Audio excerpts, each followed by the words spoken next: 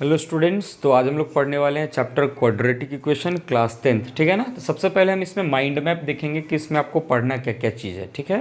तो सबसे पहले हम लोग माइंड मैप में क्या देखेंगे, पहले हम क्वाड्रेटिक इक्वेशन के बारे में समझेंगे। क्वाड्रेटिक इक्वेशन के बारे में समझेंगे कि आखिर ये होता क्या है। ठीक है ना। उसके बाद इसी के अंदर अब पढ़ेंगे identify quadratic equation. Identify quadratic equation. Quadratic equation, आपको क्वाड्रेटिक इक्वेशन को आइडेंटिफाई करना सिखाएंगे। फिर हम आपको सिखाने वाले हैं फॉर्मेशन ऑफ क्वाड्रेटिक इक्वेशन। तीसरा पॉइंट हम देखेंगे formation of quadratic equation. Quadratic equation हम बनाते कैसे, क्वाड्रेटिक इक्वेशन को हम बनाते कैसे हैं। ठीक है ना। चौथा हम लोग देखेंगे solving method of quadratic equation. Solving of quadratic equation. Solving of quadratic equation. Quadratic equation, ये सारा चीज़ हम इसमें पढ़ने वाले हैं। ठीक है ना। तो डियर, हम सॉल्विंग ऑफ क्वाड्रेटिक इक्वेशन में हम डिफरेंट मेथड्स देखेंगे। ठीक है ना। इसमें हम कौन कौन सा मेथड पढ़ेंगे, पहले हम आपको बताने वाले हैं फैक्टराइजेशन मेथड।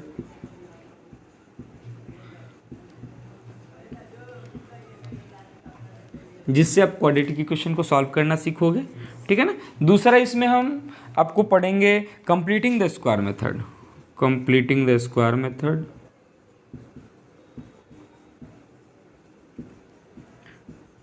इससे हम भी क्वाड्रेटिक इक्वेशन को सॉल्व करते हैं। तीसरा इसके अंदर हम पढ़ने वाले हैं क्वाड्रेटिक फार्मूला। क्वाड्रेटिक फार्मूला, और हम लोग क्वाड्रेटिक फार्मूला से कैसे क्वेश्चन को सॉल्व करते हैं वो भी देखेंगे। ठीक है ना। क्वाड्रेटिक फार्मूला जो कि श्रीधराचार्य के द्वारा दिया गया था। ठीक है ना। हाँ, उसको भी हम लोग देखेंगे। और नेक्स्ट इसके बाद हम पढ़ने वाले हैं पांचवा पॉइंट जो आपका होने वाला है।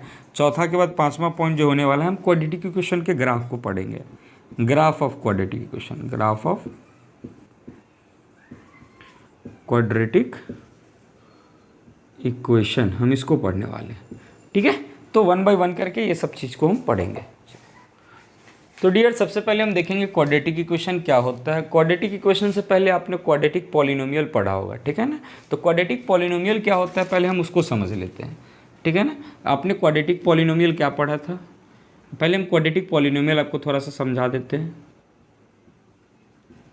क्वाड्रेटिक पॉलिनोमियल क्या होता है, ठीक है ना। तो क्वाड्रेटिक पॉलिनोमियल आपने पढ़ा था, f of x is equal to क्या होता था, a x square plus B x plus c, यही होता था आपका क्वाड्रेटिक पॉलिनोमियल। ठीक है ना। इसका डिग्री क्या होता था बउआ, डिग्री, इसका डिग्री जो होता था आपका 2 होता था। क्लियर है। हाँ, इसमें हमने क्या देखा था, a x square plus B x plus c. ठीक है ना। इसमें ए क्या होता था, नॉट इज इक्वल टू 0। हाँ, अगर ए 0 के बराबर आपका हो जाएगा तो ये क्वाड्रेटिक पॉलिनोमियल नहीं रहेगा। क्यों, क्योंकि अगर a 0 हो जाएगा तो ये वाला टर्म तो आपका 0 हो जाएगा। जब बेटा ये टर्म 0 हो जाएगा तो क्या बचेगा, बी एक्स प्लस सी, तो इसका डिग्री क्या हो जाएगा 1। जब डिग्री 1 हो जाएगा तो ये क्या कहलाएगा, आपका लीनियर पॉलिनोमियल कहलाएगा। ठीक है ना। तो ये आपका क्या था, क्वाड्रेटिक पॉलिनोमियल। इसी क्वाड्रेटिक पॉलिनोमियल से हम अभी बनाना सीखेंगे क्वाड्रेटिक इक्वेशन। तो वो हम कैसे बनाते हैं ये भी देखेंगे। जैसे इसी पॉलिनोमियल को हम इक्वल टू 0 कर देंगे, f of x is equal to 0। तो आप यहाँ पे देखोगे a x square plus B x plus C equal to क्या हो जा रहा है, 0। जब ये 0 के बराबर कर दिए तो ये बन गया आपका क्वाड्रेटिक इक्वेशन। इसमें लिख देंगे ए नॉट इज इक्वल टू 0, ए का वैल्यू 0 के बराबर नहीं होना चाहिए। ठीक है ना। अब इसके हम रूट्स के बारे में पढ़ेंगे, क्वाड्रेटिक इक्वेशन के रूट्स के बारे में। ठीक है ना। हाँ, जैसे इसका हम अगर एग्जांपल देते हैं आपको, example 2x square plus 3x plus 5 equal to 0। ठीक है ना। इसमें देखिए, अब इसको कंपेयर कर सकते हैं, ये आपका क्वाड्रेटिक इक्वेशन है। ठीक है ना। इसको कंपेयर कर सकते हैं आप, तो यहाँ पे a का वैल्यू क्या हो जाएगा बउआ, 2, b का वैल्यू क्या हो जाएगा 3, एंड c का वैल्यू क्या हो जाएगा 5। ऐसे ही अगर दूसरा इक्वेशन लेते हैं आपका हम, 3/5x square plus 7x minus 9 equal to 0, इसमें लेते हैं तो इसमें आपका a का वैल्यू क्या हो रहा है 3/5, b का वैल्यू क्या हो रहा है 7, और c का वैल्यू क्या हो रहा है -9। क्लियर है। ठीक है। तो अब हम लोग कुछ क्वेश्चंस देखेंगे। ठीक है ना। Check whether the following are quadratic equation. ठीक है ना। आपको ये क्वेश्चन गिवन है 1 से लेकर के 4 तक, इसमें आपको चेक करना है कि जो इक्वेशन गिवन है ये क्वाड्रेटिक इक्वेशन है या नहीं है। तो हम लोग कैसे चेक करेंगे, चलिए देखते हैं इसको। आपको standard form of the quadratic equation पता होगा, क्या होता है, ax² plus bx plus c equal to क्या था 0, जिसपे a not is equal to क्या होता था 0। मतलब इसका डिग्री क्या होता था बउआ, डिग्री होता था 2, ठीक है ना। तो चलिए इसको देखते हैं, इस क्वेश्चन को। जब क्वेश्चन 1 को आप एक्सपैंड कीजिएगा, इसको a माइनस बी का होल स्क्वायर, तो इधर x² आने वाला है, x², ठीक है ना। x² आएगा ना, मतलब इस इक्वेशन को जब आप सॉल्व करोगे तो इसका डिग्री कितना आने वाला है 2। आप इसको एक्सपेंड करके देख सकते हो, x माइनस 2 का जब होल स्क्वायर एक्सपेंड करोगे आप, चलो एक हम बता देते हैं, क्वेश्चन 1 बता देते हैं, x माइनस 2 का whole square plus 1 is equal to 2x minus 3। इसमें जब आप इसको ओपन करोगे, a² plus b² minus 2ab plus 1 2x plus minus 3, ये कितना हो जा रहा है, x² प्लस 4 माइनस का 4x प्लस का 1 और 2x माइनस का 3, कितना हो रहा है ये x² माइनस का 4x इधर बुला लीजिए आप, माइनस 6x हो जाएगा, 4 1 5 इधर बुला लीजिएगा तो 5 3 8 हो जाएगा इक्वल टू 0। तो यहाँ पे जब आप देखोगे तो इसका डिग्री कितना आ रहा है 2, मतलब ये आपका क्वाड्रेटिक इक्वेशन है। Yes it is a quadratic equation, yes it is a quadratic equation. चलिए वैसे ही हम क्वेश्चन नंबर 2 को जब सॉल्व करेंगे तो यहाँ पे इसको हम अब डायरेक्ट बता दे रहे हैं, ठीक है ना। ये आपको सॉल्व करके बता दिए, ऐसे ही आप सॉल्व करके चेक कर सकते हो, बट अभी हम ये सारा क्वेश्चन को डायरेक्ट समझा देते हैं, ठीक है ना। तो यहाँ देखोगे आप x इंटू एक्स, x², ठीक है ना, x इंटू 1 x होगा यहाँ पे, ठीक है ना। यहाँ पे मतलब x² आ रहा है, जब इधर सॉल्व करोगे देखो x इंटू एक्स x², तो दोनों साइड देखिए ना, इक्वल टू के दोनों साइड, अगर ये इस साइड आता है तो कैंसिल आउट हो जाएगा x²। तो जब इसमें x² वाला टर्म कैंसिल आउट हो जाएगा तो इसका तो डिग्री 2 रहेगा ही नहीं। जब डिग्री 2 नहीं रहेगा मतलब ये क्वाड्रेटिक इक्वेशन होगा क्या, नहीं होगा। तो मतलब ये क्वाड्रेटिक इक्वेशन नहीं होगा, ठीक है ना। ऐसे ही आते हैं क्वेश्चन नंबर 3 में, जब आप इसको मल्टीप्लाई करोगे, देखो 2 इंटू एक्स इंटू 2x, इसको जब गुना करोगे तो कितना होगा 2x², ठीक है ना। इधर x² आ रहा है, जब आप इसको इधर लाओगे तो x² बचेगा, मतलब डिग्री 2 आएगा। जब डिग्री 2 आएगा मतलब ये क्वाड्रेटिक इक्वेशन है, तो ये क्या हो जाएगा, यस, ठीक है ना। हमको सिर्फ डिग्री 2 देखना है, हाईएस्ट पावर 2 होना चाहिए, हाईएस्ट पावर 2 होगा तो क्वाड्रेटिक इक्वेशन होगा, ठीक है ना। इधर देखते हैं, जब आप इसको एक्सपेंड करोगे a प्लस बी का होल क्यूब, तो यहाँ से एक x³ आने वाला है, x³। चलो इसको एक्सपेंड करते हैं, a³ plus b³ plus 3a² plus 3ab², ठीक है ना। ये कितना होने वाला बता दो, x³ माइनस का 4, ठीक है ना। तो x³ देखो दोनों साइड x³ है, ये तो कैंसिल आउट हो जाएगा जब इधर आएगा, तो मैंने इसको डायरेक्ट कैंसिल कर दिया, ठीक है ना। जब आप इसको देखोगे तो इसका भी डिग्री कितना आ रहा है बेटा, डिग्री 2 आ रहा है। जब डिग्री 2 आएगा तो ये क्या होगा, क्वाड्रेटिक इक्वेशन होगा। तुम इसको सिंपलेस्ट फॉर्म में करके चेक कर सकते हो, मतलब इसका भी डिग्री क्या आ रहा है सर 2, मतलब yes it is a quadratic equation. तो हमने अभी 4 क्वेश्चन को चेक किया। पहला नंबर क्वेश्चन क्वाड्रेटिक इक्वेशन था, दूसरा नहीं था, तीसरा था, चौथा था। क्लियर है, समझ में आ रहा है ना। चलो अब हम कुछ क्वेश्चंस देखने वाले हैं जिसमें देखेंगे सॉल्विंग ऑफ क्वाड्रेटिक इक्वेशन, जिसमें पहला हम पढ़ेंगे फैक्टराइजेशन मेथड, ठीक है ना। तो फैक्टराइजेशन मेथड में आपको ये दिखेगा, ये देखिए कि इक्वेशन आपको दिख रहा होगा 2x² minus 5x plus 3 equal to 0। इसको भी हम सॉल्व करेंगे बाय फैक्टराइजेशन मेथड, ठीक है ना। तो आपको सबसे पहले समझना है कि फैक्टराइजेशन होता क्या है, ठीक है ना। किसी भी इक्वेशन को जब हम प्रोडक्ट के फॉर्म में कन्वर्ट करते हैं, जैसे ये एक्सप्रेशन गिवन है, मान लेते हैं ये तो इक्वेशन गिवन है, एक्सप्रेशन क्या होता है जब ये इक्वल टू 0 ना होगा, ठीक है ना। इसको हम प्रोडक्ट के फॉर्म में कन्वर्ट करेंगे, उसी को हम फैक्टराइजेशन कहते हैं, ठीक है। तो अब हम इसको कैसे सॉल्व करते हैं इसको देखेंगे। जैसे आप जब इसको 2 को 3 से मल्टीप्लाई करोगे, ये दोनों को हम मल्टीप्लाई करते हैं। जब बेटा 2 को 3 से मल्टीप्लाई करोगे, 2 इंटू 3 तो कितना आने वाला है आपका 6। अब हम क्या करते हैं, इस -5 को, बीच वाले को, इस -5 को इस तरीके से तोड़ेंगे ताकि सम -5 आए और प्रोडक्ट कितना आ जाए 6 आ जाए, ठीक है। फिर से एक बार ध्यान से सुनोगे, हम इस दोनों टर्म को मल्टीप्लाई करते हैं, इधर 2 इंटू 3 कितना हो गया इधर 6। अब हम क्या करेंगे, इस -5 को तोड़ेंगे, इस तरीके से तोड़ेंगे ताकि सम -5 आए और प्रोडक्ट 6 आ जाए, ठीक है ना। तो आप तो ये तो सिंपल है, आपको खुद आता होगा। ये 2x² क्या हो जाएगा -3x minus 2x plus 3 equal to 0। जब ये इसमें से आप कॉमन लोगे क्या x को, कितना आ जाएगा बताइए 2x माइनस का 3, माइनस का 1 कॉमन लोगे तो 2x माइनस का 3 इक्वल टू 0। यहाँ से 2x माइनस का 3 कॉमन ले लो आप, 2x माइनस का 3, तो क्या बचने वाला है x माइनस का 1 इक्वल टू 0। एक बार जब आप इसको 0 के बराबर करोगे 2x माइनस का 3 इक्वल टू 0, और एक बार इसको 0 के बराबर करोगे x माइनस 1 इक्वल टू 0। तो यहाँ से आपका आने वाला x इज इक्वल टू 3/2, यहाँ से आएगा x इज इक्वल टू 1। समझ में आ रहा है ना। तो क्वाड्रेटिक इक्वेशन का आपको एक चीज़ और याद रखना है कि मैक्सिमम नंबर ऑफ रूट्स जो होता है वो 2 होता है। क्वाड्रेटिक इक्वेशन का मैक्सिमम नंबर ऑफ रूट्स कितना होगा 2, और मिनिमम कितना हो जाएगा 0। तो इसमें 2 रूट्स आपका आ गया, ठीक है ना, ये 3/2 है, सॉरी, ठीक है। अब हम ये सेकंड क्वेश्चन को सॉल्व करने वाले हैं bye completing the square method, ठीक है ना। तो आप लोग इसको देखोगे कंप्लीटिंग द स्क्वायर मेथड से हम इसको कैसे सॉल्व करते हैं। सबसे पहले इस केस में हम एक्स स्क्वायर का जो कॉफिशिएंट होता है उसको 1 बनाते हैं। इस केस में क्या है कि 1 ये ऑलरेडी गिवन है, ये 1 गिवन है, ठीक है ना। तो हम इसको कैसे सॉल्व करेंगे देखिएगा, यहाँ पे पहले ए स्क्वायर के फॉर्म में बनाए, ठीक है ना, माइनस, यहाँ पे माइनस गिवन तो माइनस लगा देंगे 2, ए के जगह पे हम यही लिख देंगे x, ठीक है ना। अब हम सोचेंगे कि b के जगह पे क्या लिखेंगे कि मेरा ये वाला टर्म आ जाएगा, ठीक है ना। तो आपको क्या लिखना पड़ेगा यहाँ पे 3। जब हम यहाँ 3 लिखे हैं तो खुद से हम 3 का स्क्वायर इसमें ऐड करेंगे और 3 का स्क्वायर सब्ट्रैक्ट करेंगे, ठीक है ना। और क्या बच रहा है आपका यहाँ पे प्लस का 3 बच रहा है इक्वल टू 0, ठीक है ना। जब आप इसको देखोगे यहाँ से इतने टर्म को, तो ये क्या बन रहा होगा यहाँ पे x माइनस 3 का होल स्क्वायर बन रहा है, ठीक है ना। अब आपको इसको सॉल्व करना है। 3 का स्क्वायर कितना हो जाएगा 9 प्लस का 3 इक्वल टू 0, ठीक है ना। अब यहाँ पे देखना है x माइनस 3 का होल स्क्वायर किसके बराबर आ रही है, माइनस का 6 इक्वल टू 0। इसको अब क्या करोगे, x माइनस 3 का whole square is equal to क्या कर सकते हो 6।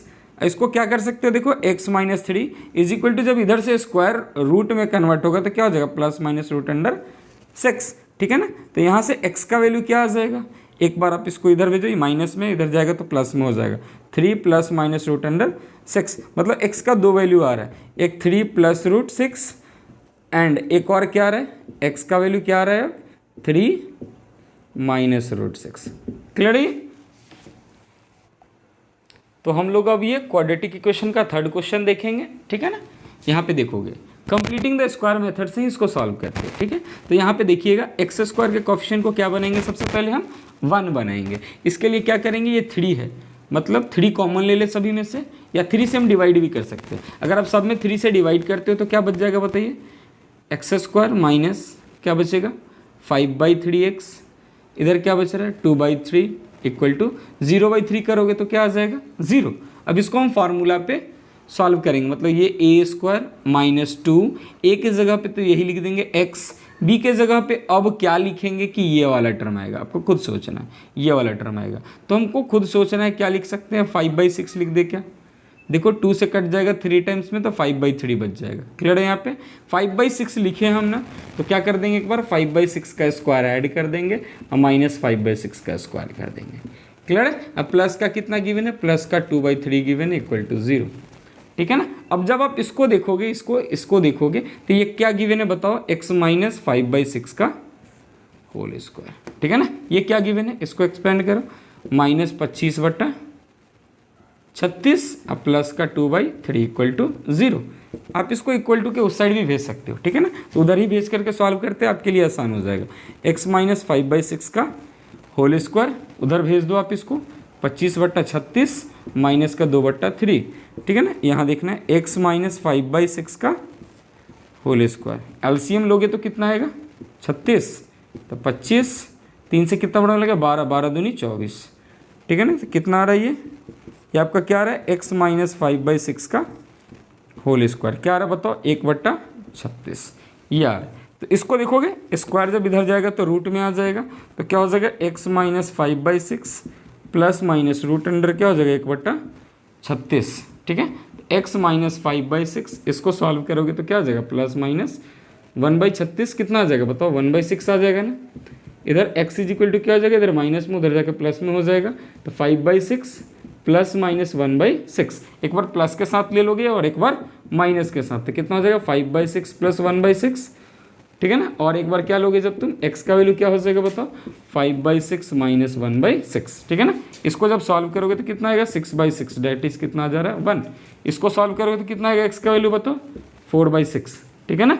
कट आउट करो इसको 2/3, देयरफॉर x का वैल्यू क्या आ रहा है आपका, x का वैल्यू 1 आ रहा है और क्या आ रहा है 2/3 आ रहा है। x का वैल्यू क्या आ रहा है आपका 1 और क्या आ रहा है 2/3 आ रहा है, तो हम लोगों ने अभी दो मेथड देखा है क्वाड्रेटिक इक्वेशन को सॉल्व करने का। पहला फैक्टराइजेशन मेथड और दूसरा मैंने क्या देखा है, कंप्लीटिंग द स्क्वायर मेथड। अब चलते हैं तीसरा देखने वाले हैं। तीसरा हम देखेंगे क्वाड्रेटिक फार्मूला। क्वाड्रेटिक फार्मूला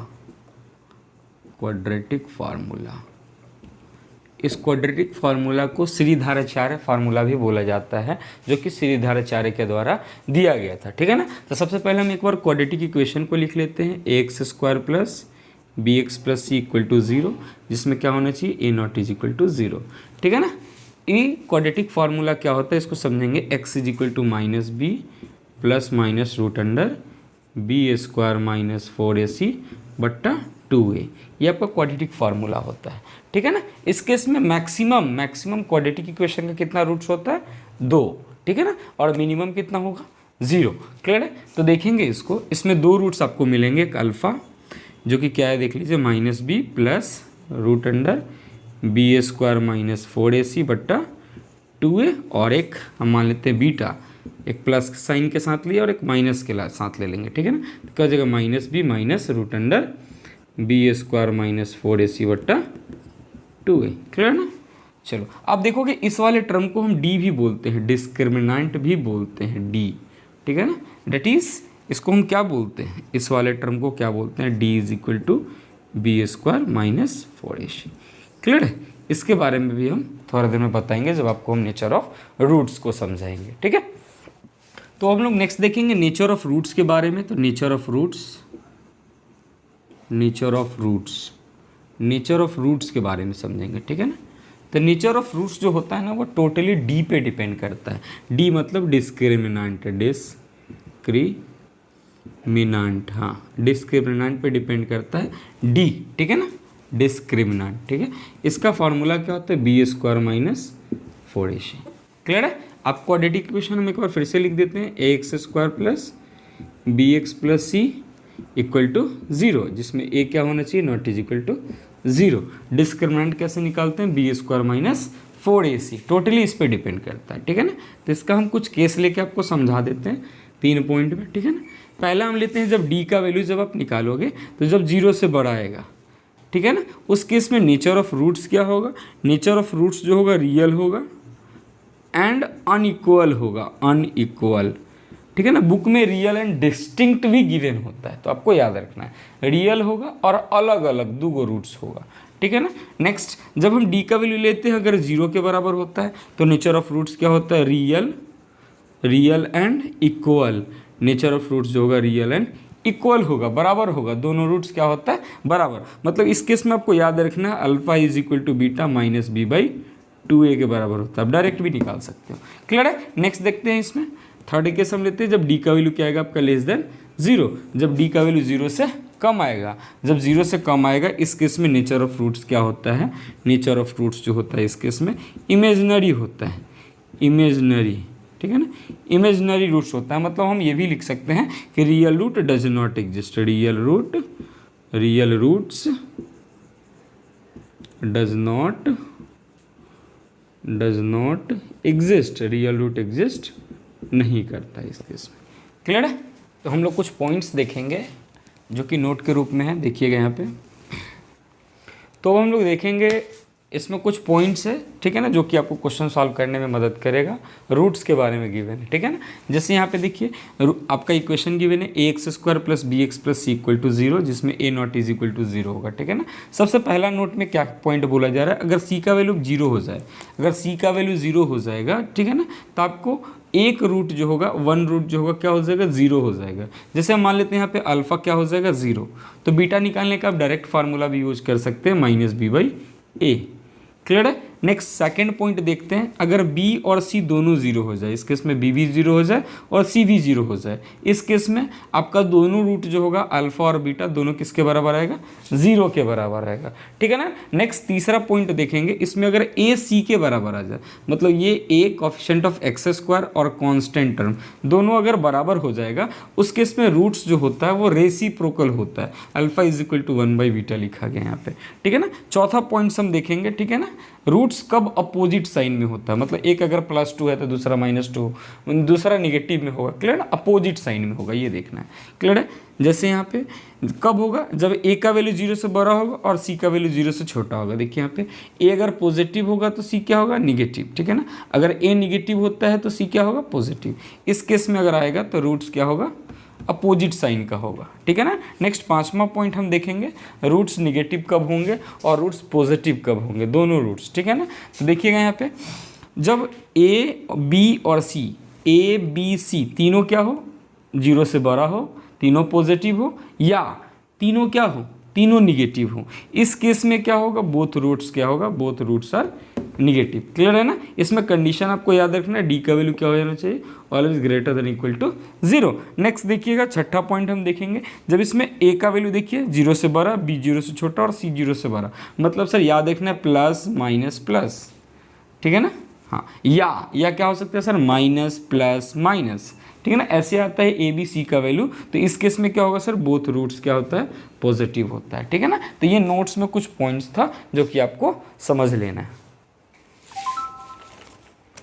तो हम लोग नेक्स्ट देखेंगे relation between roots and coefficient, roots और कॉफिशिएंट में क्या रिलेशन है, ठीक है ना। तो सबसे पहले हम क्वाड्रेटिक इक्वेशन लिख लेते हैं, ax² + bx + c = 0, जिसमें क्या होना चाहिए, a0 = 0, ठीक है ना। आपको पता है इसका 2 रूट्स होगा, ठीक है ना। एक रूट्स को हम मान लेते हैं अल्फा, दूसरे को क्या मान लेते हैं, बीटा, क्लियर है ना। तो आपको पता है सम ऑफ द रूट्स जो कि अल्फा प्लस बीटा होता है वो क्या होता है, -b/a, क्लियर है ना। आप इसको ऐसे भी लिख सकते हैं -b, b क्या है आपका बताइए, coefficient of x, coefficient of x, coefficient of x, ठीक है ना, बट्टा a क्या है आपका बताइए, coefficient of x², coefficient of x², ठीक है ना।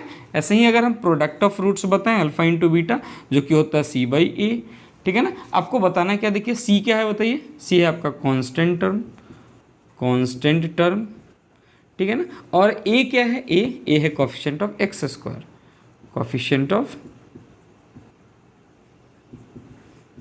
Of x²। तो हमने अभी क्या देखा, relation between roots and coefficient, ठीक है ना। चलिए सबसे उसके बाद देखेंगे हम ग्राफ ऑफ क्वाड्रेटिक इक्वेशन, ठीक है ना। ग्राफ ऑफ क्वाड्रेटिक इक्वेशन में देखेंगे जैसे पहले ax² + bx + c = 0, ठीक है ना। इसमें a क्या होना चाहिए, ≠ 0, ठीक है ना। इसका सबसे पहले हम ग्राफ देखेंगे, ग्राफ पहले देखेंगे ये क्वाड्रेटिक इक्वेशन का ग्राफ जो होता है ये पाराबोला होता है, पाराबोला अपवर्ड जाएगा या डाउनवर्ड जाएगा, ठीक है ना। तो इस केस में सबसे पहले हम देखेंगे ए पे, ठीक है ना। जब हुआ ए का वैल्यू 0 से बड़ा होगा तो इस केस में ये पाराबोला अपवर्ड होता है, ठीक है ना। और देखना है क्या आपको, अगर ए का वैल्यू 0 से छोटा होता है तो पाराबोला क्या होता है, डाउनवर्ड होता है। ये कौन सा ग्राफ है सर, पाराबोला, ये पाराबोला अपवर्ड, ये आपका क्या है, पाराबोला डाउनवर्ड, ठीक है ना, डाउनवर्ड।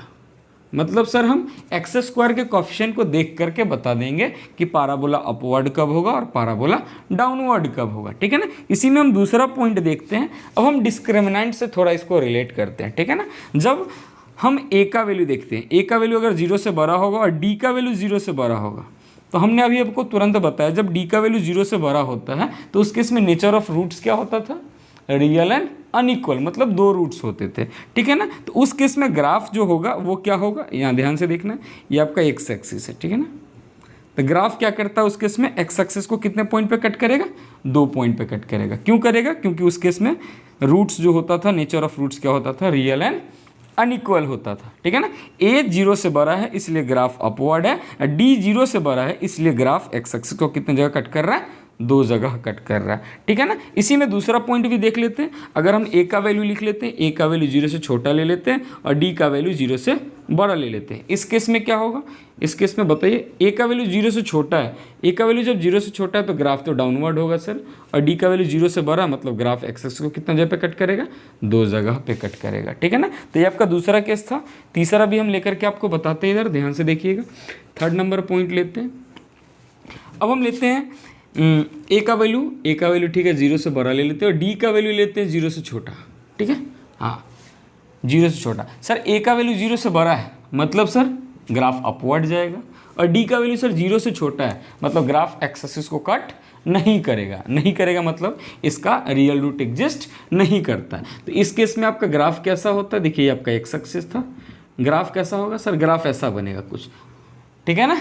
और नेक्स्ट देखेंगे इधर, ध्यान से देखिएगा, अगर सर ए का वैल्यू 0 से क्या होता है, छोटा, और डी का वैल्यू भी 0 से छोटा, इस केस में ग्राफ आपका कैसा बनेगा, ग्राफ सर ये मेरा एक्स एक्सिस है, एक्स एक्सिस, ठीक है ना। हाँ, ग्राफ कैसा जाएगा, ये डाउनवर्ड जाएगा। डाउनवर्ड पैराबोला क्यों जाएगा सर, क्योंकि ए का वैल्यू क्या है, लेस देन 0, और देखिए एक्स एक्सिस को कट भी नहीं कर रहा। क्यों नहीं कट कर रहा, क्योंकि डी का वैल्यू क्या है सर, लेस देन 0। इतना क्लियर है। ये आप 3 ग्राफ देख लिया, 1 2 3। चौथा पॉइंट हम इसी में ले लेते हैं। चौथा पॉइंट क्या लेंगे, देखिएगा, जब हम ए का वैल्यू लेते हैं 0 से बड़ा और डी का वैल्यू लेते हैं 0 के बराबर, ठीक है ना। इस केस में क्या होगा सर, ये आपका एक्स एक्सिस है, एक्स एक्सिस, ठीक है ना। इस केस में क्या होगा कि ग्राफ जो होता है एक्स एक्सिस को एक जगह पे टच करता है। अभी हमने नेचर ऑफ रूट्स के बारे में पढ़ा था। नेचर ऑफ रूट्स क्या होता था इस केस में, रियल एंड इक्वल, ठीक है ना। नेक्स्ट इसी में देखिएगा दूसरा पॉइंट लेते हैं, जब ए का वैल्यू क्या ले लेंगे, 0 से छोटा, और डी का वैल्यू क्या ले लेंगे, 0 के बराबर। इस केस में क्या होगा सर, ये आपका एक्स एक्सिस है, एक्स एक्सिस है, ठीक है ना। और ग्राफ क्या करेगा सर, डाउनवर्ड होगा, और लेकिन ये एक्स एक्सिस को एक पॉइंट पे टच करेगा। इतना क्लियर है आपको। मैंने 4 पॉइंट ग्राफ के बारे में बताया, जिससे क्या क्या हुआ देख लीजिए। ए के बारे में बता दिया आपको, ठीक है, डिस्क्रिमिनेंट से इसको रिलेट कर दिया। 4 पॉइंट हमने ग्राफ का देख लिया। अब हम 5वां पॉइंट को देखेंगे। जैसे आपका इक्वेशन क्या था, x square plus B x plus C equal to 0, ठीक है ना। इसमें अभी हमने क्या देखा, ए के ऊपर ग्राफ देख लिया, डी के ऊपर भी देख लिया। अब हम सी समझते हैं, सी, ठीक है ना। जैसे अगर हम बोलते हैं ए 0 से बड़ा है, डी 0 से बड़ा है, और सी भी 0 से बड़ा है, ठीक है ना, तो ये ग्राफ कैसा होगा इसको समझते हैं, ठीक है ना। ये आपका वाई एक्सिस है, ठीक है, ये आपका एक्स एक्सिस, ठीक है ना, एक्स एक्सिस है ये, और ये आपका वाई एक्सिस है। क्लियर है, ये एक्स डैश मान लेते हैं, इसको वाई डैश मान लेते हैं, ठीक है ना। इस केस में देखोगे आपका ग्राफ कुछ इस तरीके से होगा, ठीक है ना। ये सी जो है वाई इंटरसेप्ट को बताता है कि ग्राफ वाई एक्सिस को कहाँ पे कट कर रहा है, ठीक है ना। ये क्या बताता है, सी पॉजिटिव है यहाँ, इसलिए देख लीजिए सी का जो इंटरसेप्ट है यहाँ पे पॉजिटिव में, वाई के पॉजिटिव में। क्लियर है। चलिए नेक्स्ट, अगर हम इसी में सी अगर निगेटिव ले लेते हैं, एक केस और बताते हैं आपको, ठीक है ना। जब क्या होगा, अगर हम ए का वैल्यू लेते हैं 0 से बड़ा, डी का वैल्यू भी ले लेते हैं 0 से बड़ा, ठीक है ना बबू, और सी ले लेते हैं लेस देन 0, ठीक है ना। इस केस में आपका ग्राफ कैसा बनेगा इसको देखना है। इस केस में आपका ग्राफ कुछ इस तरीके से बनेगा, ठीक है। देखिए यहाँ पे सी, यही आपका कोऑर्डिनेट सी बताता है, ठीक है ना, 0,c, ठीक है। यहाँ पे ए पॉजिटिव है मतलब ग्राफ अपवर्ड है, डी 0 से बड़ा है मतलब ग्राफ एक्स एक्सिस को 2 जगह कट कर रहा है, और सी 0 से छोटा है मतलब वाई एक्सिस को निगेटिव में कट कर रहा है, ठीक है ना। इतना क्लियर है। ए बी सी के बारे में हमने जान लिया, हमने ए के बारे में बता दिया आपको, सी के बारे में बता दिया, और डी डिस्क्रिमिनेंट के बारे में बता दिया, ठीक है ना। अब हम देखते हैं बी, ये बी का साइन कैसे पता करते हैं। बी पॉजिटिव होगा तो ग्राफ कैसा होगा, बी निगेटिव होगा तो ग्राफ कैसा होगा, अब हम उसको देखेंगे, ठीक है डियर। तो अब हम कुछ क्वेश्चन देखेंगे, क्वेश्चन के थ्रू हम क्वाड्रेटिक इक्वेशन का साइन बताएंगे। जैसे देखिए पाराबोला है, तो पाराबोला ग्राफ है, मतलब किसका ग्राफ है सर, क्वाड्रेटिक इक्वेशन का ग्राफ है। X square plus B x plus C equal to 0, ठीक है ना। इसमें ए क्या होना चाहिए, नॉट इज इक्वल टू 0, ठीक है ना। हम सब ए बी सी और डी का साइन बताएंगे, ग्राफ के थ्रू बताएंगे, ठीक है ना। सबसे पहले ग्राफ सर अपवर्ड है, पाराबोला अपवर्ड है, मतलब ए का वैल्यू सर क्या होगा, ए का वैल्यू 0 से बड़ा होगा, मतलब ए पॉजिटिव होगा मेरा, ठीक है। उसके बाद अब आपको हम सी के बारे में बता देते हैं। सी देखिए ना, ग्राफ सर वाई इंटरसेप्ट को कट कर रहा है पॉजिटिव में, ठीक है ना। तो सी भी आपका क्या हो रहा है, यहाँ से 0 से बड़ा हो रहा है, मतलब सी भी क्या आ रहा है, पॉजिटिव आ रहा है, ठीक है ना। उसके बाद देखते हैं यहाँ पे हम डी के बारे में बता दीजिए। डी ग्राफ देखिए एक्स एक्सिस को 2 जगह पे कट कर रहा है, मतलब डी भी क्या होगा सर, 0 से बड़ा होगा। ए के बारे में हो गया, सी हो गया, डी हो गया। अब बी के बारे में बताना है। बी के लिए बउआ आपको याद रखना है, इसका जो वर्टेक्स होता है, वर्टेक्स, इसका कोऑर्डिनेट हम निकालते हैं -b/2a और -d/4a से, ठीक है ना। क्लियर है। और यहाँ से हम बी का साइन कैलकुलेट करेंगे।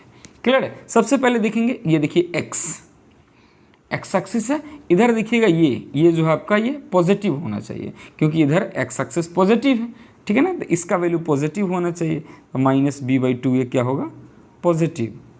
ये बउआ अगर पॉजिटिव हो रहा है, ये तो आपका पॉजिटिव है, ए तो पॉजिटिव है ना, ए का वैल्यू देख लीजिए, ए का वैल्यू 0 से बड़ा मतलब पॉजिटिव है, तो क्या रखेंगे तो ये ओवरऑल वैल्यू जो होगा इसका ये पॉजिटिव आएगा। इस केस में हमको क्या करना पड़ेगा, बी का वैल्यू क्या रखना पड़ेगा, निगेटिव, माइनस रखेंगे तब तो माइनस माइनस प्लस होगा, तो यहाँ से बी का वैल्यू क्या आना चाहिए बउआ, बी क्या होगा यहाँ पे मेरा निगेटिव होगा। मतलब हम ग्राफ देख करके अब ए बी सी और डी का वैल्यू निकालना सीख गया है, ठीक है ना। इस ग्राफ में भी हम ए बी और सी का वैल्यू निकालेंगे। सबसे पहले देखिएगा ये इक्वेशन पाराबोला का ग्राफ है sir, a x square plus B x plus C equal to 0 का ग्राफ है सर, ठीक है ना। पाराबोला डाउनवर्ड है, मतलब सर ए का वैल्यू क्या होगा, लेस देन 0 होगा, ठीक है। और सर देखिए ना ये वाई एक्सिस को ऊपर कट कर रहा है, मतलब सी का वैल्यू क्या होगा सर, 0 से बड़ा होगा। सर ग्राफ दो जगह कट कर रहा है, मतलब सर डी का वैल्यू भी क्या होगा, 0 से बड़ा होगा। अब आता है हमको बी का वैल्यू बताइए सर, बी पॉजिटिव होगा या निगेटिव होगा। तो आपको याद रखना है सर, ये देखिए -b/2a और -d/4a, सर ये तो वर्टेक्स निकालने का फार्मूला है, क्लियर ना। तो अब देखना ये पे वो ये फर्स्ट, ये मतलब ये एक्स एक्सिस ये फर्स्ट कोऑर्डिनेट में लाई कर रहा है ना, तो फर्स्ट कोऑर्डिनेट में लाई कर रहा है तो इसमें एक्स कोऑर्डिनेट क्या होता है, पॉजिटिव। मतलब सर क्या होना चाहिए मेरा, -b/2a क्या होना चाहिए, पॉजिटिव, ठीक है ना। आपको देखना क्या है यहाँ पे, देखिए सर ए का वैल्यू मेरा निगेटिव है, ए का वैल्यू क्या है, निगेटिव, ये माइनस है और ये माइनस है, माइनस माइनस कैंसिल हो जाएगा। मतलब यहाँ सर बी का वैल्यू मेरा क्या होना चाहिए, बी का वैल्यू मेरा पॉजिटिव होना चाहिए, डेट इज़ बी का साइन क्या हो जाएगा, बी के साइन जो होगा आपका 0 से बड़ा हो जाएगा, क्लियर है। तो हमने अभी ग्राफ के थ्रू ए बी सी और डी का साइन कैलकुलेट करना सीखा। तो हम लोग दो क्वेश्चन अब और देखेंगे जिसमें ए बी और सी का साइन बताएंगे। The graph y is equal to A x square plus B x plus c, ठीक है ना, are given, identify the sign of A B and सी। आपको ए बी और सी का साइन बताना है। सबसे पहले तो ग्राफ सर अपवर्ड है, अपवर्ड है मतलब सर ए का वैल्यू क्या होगा, 0 से बड़ा होगा, ठीक है ना। उसके बाद सर देखिए ना ग्राफ वाई एक्सिस को पॉजिटिव में कट कर रहा है, पॉजिटिव में कट कर रहा है मतलब सी का वैल्यू क्या होगा, 0 से बड़ा होगा। ए और सी का तो बता दिए, अब हमको बी का बताना है। उसके लिए क्या करना पड़ेगा, इसका वर्टेक्स जो कि हम कैसे निकालते हैं, वर्टेक्स कैसे निकालते हैं इसका, -b/2a और -d/4a ऐसे निकाल, ठीक है ना। तो ये देखिए, तो ये तो फर्स्ट कोऑर्डिनेट में लाई कर रहा है, तो फर्स्ट कोऑर्डिनेट में ये वाला वैल्यू क्या होना चाहिए मेरा, पॉजिटिव होना चाहिए। मतलब सर -b/2a का वैल्यू क्या हो जाना चाहिए, पॉजिटिव हो जाना चाहिए। आपको पता है ए का वैल्यू तो पॉजिटिव है सर मेरा, ठीक है, ये तो पॉजिटिव है सर। अब हमको ये पॉजिटिव बनाना है, ये पॉजिटिव बनाने के लिए क्या करना पड़ेगा, बी का वैल्यू निगेटिव में लेना पड़ेगा। मतलब बी का वैल्यू क्या होगा आपका, लेस देन 0 हो जाएगा। समझ में आ रहा है, ए बी सी का sign same as it is जिसमें भी देखेंगे। अब हम इसमें देखेंगे ए बी और सी का साइन बताएंगे। ग्राफ डाउनवर्ड है, डाउनवर्ड है मतलब सर ए का वैल्यू क्या होगा, 0 से छोटा हो जाएगा, क्लियर ना। उसके बाद क्या देखेंगे इसमें बताइए, इसमें देखिए ये सी का वैल्यू, सी सर वाई इंटरसेप्ट निगेटिव में हो रहा है, देखिए निगेटिव में, तो सी का वैल्यू क्या हो जाएगा सर, लेस देन 0 हो जाएगा। यहाँ पे देखेंगे ये वर्टेक्स कैसे निकलता है सर, -b/2a और -d/4a। सर देखिए ना डाउनवर्ड है तो सर क्या हो जाएगा, ए का वैल्यू 0 से छोटा हो जाएगा। और ये देखिए ना ये वाई इंटरसेप्ट को निगेटिव में कट कर रहा है, तो सी का वैल्यू क्या हो जाएगा सर, ये भी 0 से छोटा हो जाएगा। अब देखेंगे -b/2 है वर्टेक्स, बी का वैल्यू -b/2 है सर, ये निगेटिव में लाई कर रहा है, मतलब सर -b/2 मेरा क्या होना चाहिए, निगेटिव होना चाहिए। निगेटिव होने के लिए सर ए तो मेरा निगेटिव है, सही है, और ये निगेटिव साइन भी है, तो निगेटिव निगेटिव तो पॉजिटिव हो जाएगा सर। मतलब मेरा बी का वैल्यू क्या होना चाहिए, निगेटिव होना चाहिए, तो बी सर लेस देन 0 होना चाहिए। तो यहाँ से हम ए बी और सी का साइन कैलकुलेट करना सीखें। Thank you.